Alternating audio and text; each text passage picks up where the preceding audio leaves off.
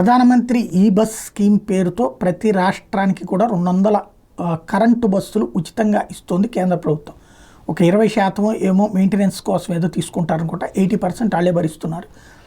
అంటే బస్సులలో కాలుష్యం పోవాలంటే ఆయిల్ లాంటిది వాడకుండా చూడటం, అదే సందర్భంలో దానివలన కాస్ట్ తగ్గుతుంది, ట్రాన్స్పోర్టేషన్ కాస్ట్ తగ్గించేటటువంటి దిశగా సేమ్ టైం ఎలక్ట్రిక్ బస్సుల వైపుకి వెళ్ళడం ద్వారా ప్రోత్సహించడం అన్నటువంటిది. ఇక్కడ ఏంటి, సమాజానికి కాలుష్య సమస్య తగ్గుతుంది, మరొక జనానికి ఖర్చు తగ్గించేటటువంటి దిశగా అడుగులు వేస్తూ కేంద్రం తీసుకునే నిర్ణయం. అందులో భాగంగా ఆంధ్రప్రదేశ్కి 200 బస్సులు కేటాయిస్తే విశాఖపట్నానికి మహానగరానికే 100 బస్సులు వచ్చే వెసులుబాటు ఉందంటూ విశాఖ సిటీ ఎంపీ భరత్ లిఖితపూర్వకంగా అడిగినటువంటి పాయింట్కి కేంద్ర రవాణా శాఖ మంత్రి గడ్కరీ ఇచ్చినటువంటి లేఖ ద్వారా తెలుస్తోంది. దాన్ని సద్వినియోగం చేసుకోవడం అన్నది ప్రభుత్వం చేతిలో ఉంది.